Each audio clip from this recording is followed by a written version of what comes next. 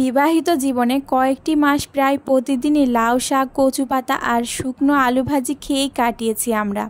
3 মাস ফ্রিজের line of ছিল। ফ্রিজে রাখার মতো পর্যাপ্ত কিছু সংসারে ছিল না। সংসারের জন্য সমস্ত দামি জিনিসগুলো এক এক করে খোয়া যেতে লাগলো। ঠিক সেই মুহূর্তেই আমাদের প্রথম সন্তান জন্ম নিয়েছে। ছেলের বাবা বহু কষ্টে কিছু টাকা জোগাড় করলেন, যা দিয়ে আমার হসপিটালের বিল পরিশোধ করা হলো। এমন দুর্দিনেও তার ইচ্ছে ছিল তিনি ছেলেকে স্বর্ণ পরিয়ে তারপরে কোলে নেবেন। আমি তা করতে দেইনি। আমার সিজারের পর একটা বুয়া রাখার মতো সামর্থ্য ছিল না আমাদের। আমরা দুজনেই সংসারের কাজগুলো ভাগাভাগি করে করতাম। তিনি ঘর মুছতেন, আমাদের কাপড় ধুয়ে দিতেন, বাবাইকে গোসল করাতেন, আমি ঘরদোর ঝাড়ু দিতাম আর রান্না করতাম। তারপর ধীরে ধীরে আমাদের অন্ধকার দিনগুলো কেটে গেল। আমরা আবার সচ্ছল হয়ে উঠি। ঢাকা শহরে একটা সুন্দর পরিবেশে নতুন করে আমরা সাজিয়ে নেই আমাদের লাল নীল সংসার। কিন্তু তখন আমাদের চারিপাশে আত্মীয় স্বজনের অভাব হয়নি। কলকাকড়িতে মুখরিত হয়ে গিয়েছিল আত্মীয় স্বজনে। এক একজনের এক এক রকম আবদার পূরণ করতে করতে আমরা ক্লান্ত হই। তবুও তারা ক্লান্ত হয় নাই। একদিকে ছাত্র হাসিল, অপরদিকে সম্পর্কের ফাটল ধরানোর জন্য শত চক্রান্ত। এত সব হই হুল্লোড়ে আমরা ভুলেই গেছি একদিন রোগে শোকে বিপদ আপদে সারা জীবন এই আমাদের পাশে কেউই ছিল না।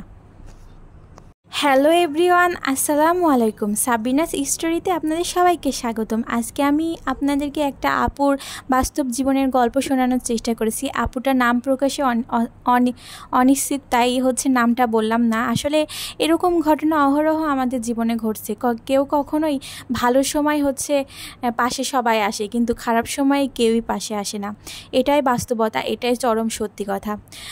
খারাপ সময়ে আপনি হাজার মানুষকে হাজারবার ডাকলেও আপনার দিকে মুখ ফিরে তাকাবে না, কিন্তু ভালো সময় আসলে আপনার কাছে মানুষের অভাব হবে না, মানুষের কোলাহলে ভরে যাবে। আসলে আপুটার জীবনী থেকে অনেক কিছু শিক্ষামূলক আছে। যাই হোক, আজকে আমার আম্মু পটল ফালি ফালি করে ভেজে রান্না করেছে, আর ডিম ভুনা করছিল, আর গোসে মাছের তরকারি রান্না করেছিল। আপনাদের সাথে সেই ভিডিওটাই শেয়ার করলাম।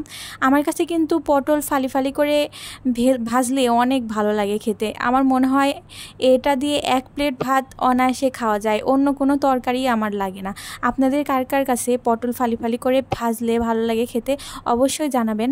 আর গোসে মাছের তরকারি রেসিপিটা আজকে আর দিলাম না, যদি আপনারা চান তাহলে অবশ্যই অন্যদিন শেয়ার করব।